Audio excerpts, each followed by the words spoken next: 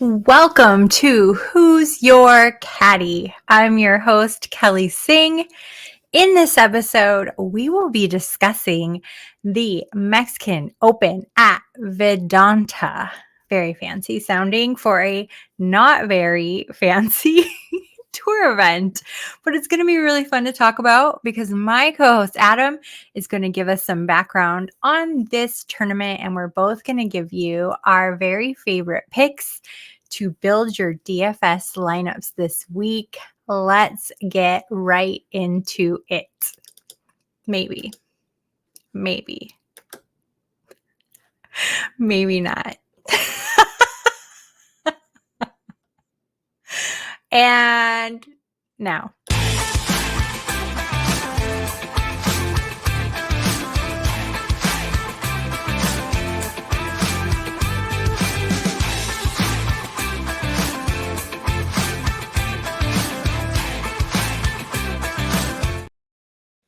By now, I think you're used to these shenanigans that happen. But this podcast is meant to help you grow your DFS game and even a prop better too. Let's bring them up to the next level. So whether you're a beginner or a seasoned pro, you are bound to find something helpful in this podcast. But before I get too far, let me bring in my co-host, the cheese to my eggs, Adam Hallas, at Mr. Hallas. Hello. Hello. I've yet to hear the cheese to my eggs in a long time. You know, I thought about it because I had cheese on my eggs this morning. Oh, scrambled, sunny side up. Scrambled with cheese. It was pepper jack, spicy. Spicy, a little spice. Hey, and before you get into it, is that a new shelf behind you? Because it looks fantastic. Thank you. Yes, it is a new shelf behind me featuring all my little favorite knickknacks that I'm growing, apparently. Thank you. You're welcome. How was your day? I know you went out for a beer. I did. I was actually helping someone with their digital marketing. They are not a very computer savvy person, so I was helping them link analytics, ads, SEO, Google Search Console all in one. And they were paying me in beer at a brewery my friend works at. So it was good. It's gonna be a good show. It's gonna be a good show because some of these players we're gonna talk about are not our typical picks, because our typical picks are like, nah, I'm out this week. Yeah, it's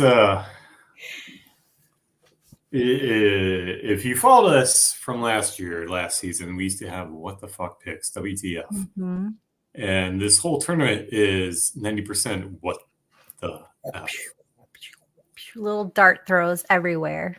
There are. And the thing that sucks is there's only 2 years of course history on this particular tournament. And so that's where the dart throw kind of comes in. So you're trying to do course history in a particular person, which is why Tony Finau is 30% or higher owned, because he's come in the top 10 both times in the past 2 years at this particular course. So everybody is climbing on because the next person down is Emiliano Grillo at 11.6, and you're like, what the fuck? I just paid 7.6 for him last weekend. Now why am I paying $4,000 more for him? So I mean, I did see him up close and personal at the Waste Management Phoenix Open. I took a picture of you. You did? 30,000 above feet. I was flying over and I took a picture. I was like, did you see me? Yeah. He was playing pretty well, I must say. He really was. But he followed a particular Grillo pattern, which is first round, yay. Second round, I'm doing okay. Saturday, this is why you picked me. Sunday, I'm going to go home, and I don't care what I'm doing. The only thing that was good on Sunday for him, because that was the day I was there, and I happened to catch like most of his approach shots. And his approach shot was fine. Like, it was there, but he could not close the deal, and off the tee, not superb. But man, that mid game on point. Speaking of mid game, we're going to need the mid game here at Vallarta because the approach shots are 200 yards or plus, which is 20% more than the average PGA Tour event. And so it's a little bit longer. You be long off the tee. It's a resort style course, which means the rough is not going to be a penalty by any means. It's not going to be like it was last week at the Riviera, but we are going to need some distance off the tee. We're going to need some approach, and we're going to need that putting help. We're going to need to close the deal. And with the pool that we have this week, it's going to be you're going to have to get different. You're going to have to get weird, and especially if you're entering those multi-entry contests, you're going to have to spice it up a bit. Well, I was just making a quick note because one of the screens I had left open for myself this afternoon was I love to look at the course fit tool. Mm-hmm. So you mentioned distance, and I think the players that we are pulling in and recommending are actually the ones that are the best fit, it feels like, for this course. So that also explains why rostership is pretty high, but we do give you some zigs and zags along the way. Don't worry. Don't worry. Don't worry. You know what? Let's talk about the top tier. I don't want any of it. I want 0 of the 10,000 and above. I do not want to drop $12K on Finau. No, I have him on one of my fantasy league teams, and he makes me cry every week. I mean, he's the big fish in a small pond in this tournament. And so given that mental game a little bit, he might do fantastic, right? He's 12K fantastic. I did at 30% plus ownership. I just can't. At that price, he has to get in the top 5. But like I said before, he's been in the top 5 or top 10 the past 2 times. Now, that being said, if you're looking to enter a tournament on DFS and try to make it all the way and be different, Tony Finau is not your guy. And I think we were talking before we got into the show that the only person I have above 10, and he is sparsely put into my lineups, is Hogard, and he's at 10.7. He's already at 18%, and it's only Tuesday, so we'll probably get to 21%. Yeah. Everything is gone. He is a good fit for this course with the distance and the approach on point. And he's also a really great putter, so that doesn't hurt, at least, when we're looking at his performance model over top of the course average model. I like it. I mean, he's always a fave of mine too. I just hate these prices. They're so gross. Like I said, he's the only one I have over 10. Bulk of my pool that I made. And the way I make my pool is probably a little bit different than anybody else makes their pool. Like I make a very small pool, and it's all or nothing. I know a lot of people that enter the 150 format max, mini maxes and stuff like that. So they can play the odds, and mathematically the odds are with you. Here's my pool. Make the lineup so you can. If it's 38, it's fine. If it's 45, it's great. If it's 150, great. But I'm sticking with this pool because I know they're good. And it was working out great last week. I was in second place. 1,500 is mine Saturday, right? And Hideki plays the third best round of his life on Sunday. Out of his mind. Out of his mind. He was 6 strokes shots gained on his final round on Sunday, which is the third best round of 910 rounds that he's played. So he just played lights out Sunday. Yeah. I had a great week last week. I had Jason Day. I had Luke List. I had Zalatoris. So it was, with those three alone, it was a good week. I had Cantlay, Ed Schauffele that day. I had, who else did I have? Schauffele shit the bed. They all came in Sunday. You're like, you know what? I'm going to shit the bed. So did Cantlay. Yeah. I'm like, what is happening right now? I didn't have Hideki. I didn't have Zalatoris. And so that's what hurt me. So I was doing fine Saturday. And then when Sunday came, Sunday hangover, and kind of hurt me. It was fun to watch. It was really fun to watch for sure. Yeah. But the only person I have close to 10K, I have two in the nines, but Stefan Jägermeister, 9.8K on DraftKings. I like him because he's that like middle of the road. He tied for 15th. He tied for 18th last year. 19% rostership though. So lots of people on board with Stefan Jaeger as probably their top pick because they don't want to pay $12K for Tony Finau.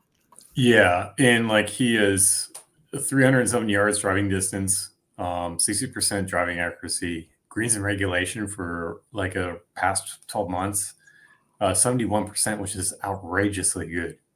Yeah, he's been great. And so, I mean, the only time he's done bad was actually at Pebble Beach, and he didn't do great.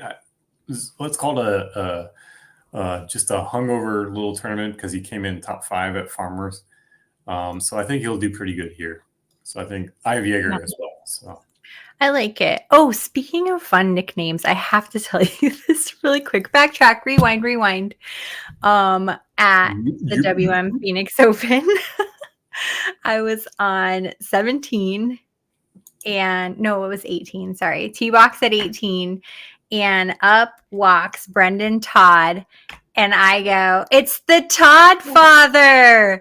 And he looks over and he smiles and like does a little wave and everybody's like laughing. It's like nobody had ever heard that before. What? I know. And It's everybody thought it was like so clever. And he thought it was so clever. So I had to tell you that because it made my day. Oh, I love the Toddfather. He is on point, always on his irons. So, but yeah. It was fun. That was fun. Okay, I digress. Also, 9.1, Brandon Wu, tied for second in 2022, third last year. When would I ever play Brandon Wu except for now? And also 16% of other managers will be playing him. And he's only projected for 63 fantasy points, but that's right around average, believe it or not. So I like Brandon Wu. I think he, again, is a good fit. I think he has great history here. And he's been on my bench for the last 6 weeks in regular fantasy. So let's bring him up. Put me in, coach. Yeah, put him in. Yeah, he came in third last year.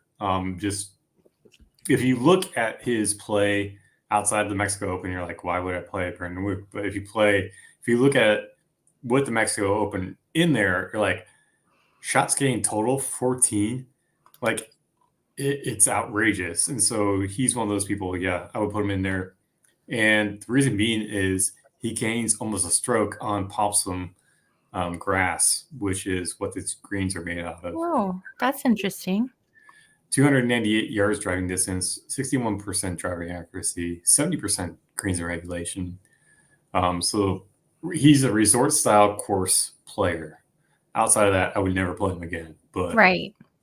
Resort style, yeah, put him in. Then we've got Cam Champ.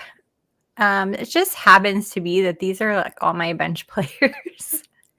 These are all my bench players, but I like him. The only thing that kind of bothers me a little bit about him is around the green. Might be a little not as great as I'd like, but he's got the distance. I think he has the approach and the accuracy down. So I like that he fits that course history model. He also has finishing power, tying for 6th in 2022 and 8th, tying for 8th in 2023. and only 9% rostered. So 8.6K, Cameron Champ.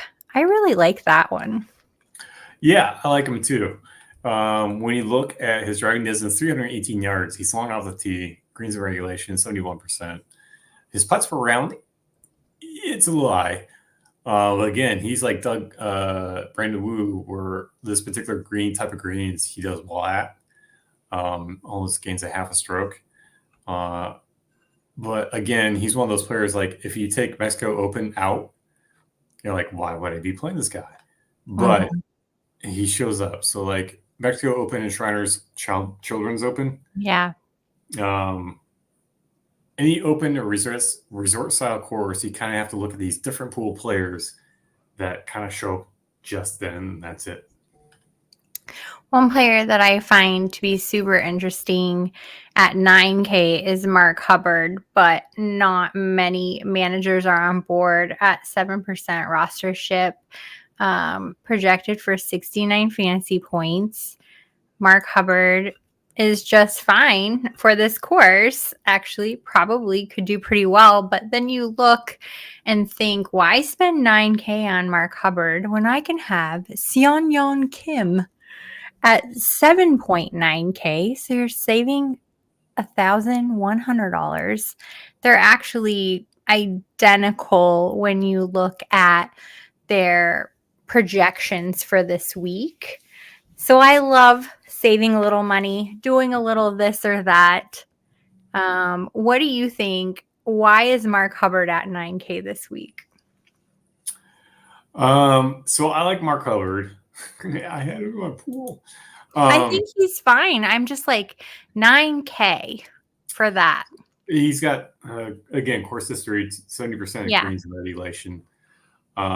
He is a type of resort style course player. The Mexico Open last year, he came in 18th. We don't need people to be particularly good around the green. It's not something that we need them to be good on approach and putting. And then off the tee, be a good ball striker.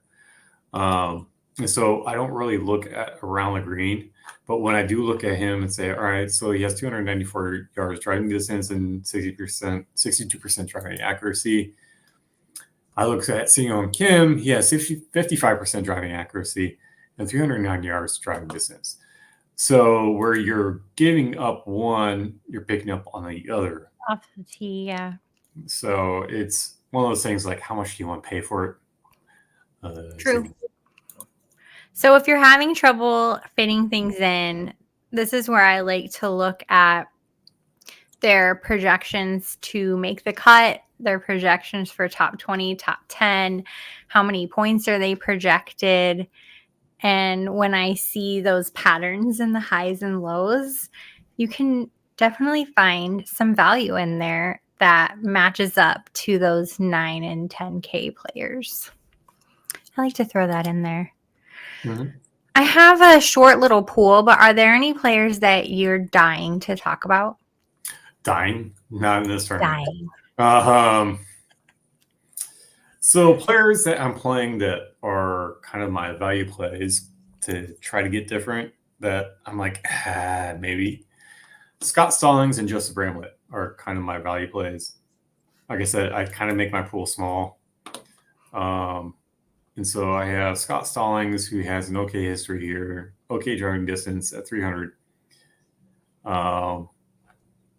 It's really kind of a hope and a prayer. He's missed cut several times, but he's one of those guys where, like, I think he does okay at resort style courses. He missed the cut last year, or in 2022. Again, it's a hope and a prayer, but I think for the most part, the way I put my model is off the tee, driving accuracy, par 5 scoring, because it's going to be huge here. Because 60% of the par 5s, the approachable par 5s, are on the back 9, 14, 15, 16, 17. And all of them are, there's a 297-yard par 4, which is 3% eagle rate. So I think he'll do okay here. Yeah. I think he's fine. Watch me start crying on Sunday because why did I play Scott Stallings? It'll be fine. Yeah. It'll So be anyway, fine.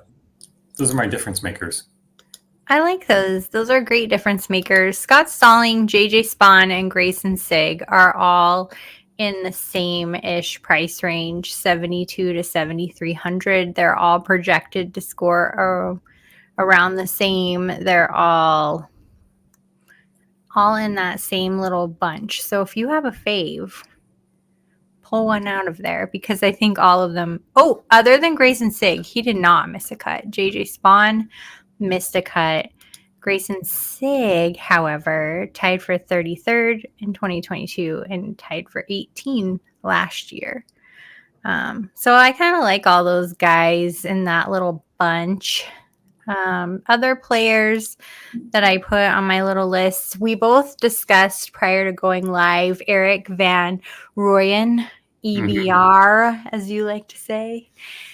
A little bit pricey, 9.5, but again, one of those guys you're paying for what you're likely going to get on this course. He's probably going to do really well. Michael Kim, 8.2K. Get both those Kims on your roster. Why not? Kim it up. My little value is Alex Smalley, along that same lines as we were just talking about with Spawn and Stallings and Sigg. We have Alex Smalley just a little bit more at 7.5, and that gives you a little bit more in the odds. But again, when are you ever dying to play Alex Smalley? I don't know. This week. I don't know. That's all I got. I think it's fun. I actually like watching these tournaments. It's really fun. I like watching any tournaments, actually. Like, That's it's nice true. to wake up with a cup of coffee around 9 o'clock and catch the early feeds of the tournament going. So That's good. You know what? We were very efficient this week. Let me just recap for you who we like this week. We are talking value picks in Scott Stallings. Oh, shoot. I already forgot your other one. Joseph Bramlett. Yeah. Joseph Bramlett, Scott Stallings, Adam's value picks. I was pulling out JJ Spawn, Alex Smalley. You might as well throw Grayson Sigg in there as well, since he has not missed a cut there. All very value priced.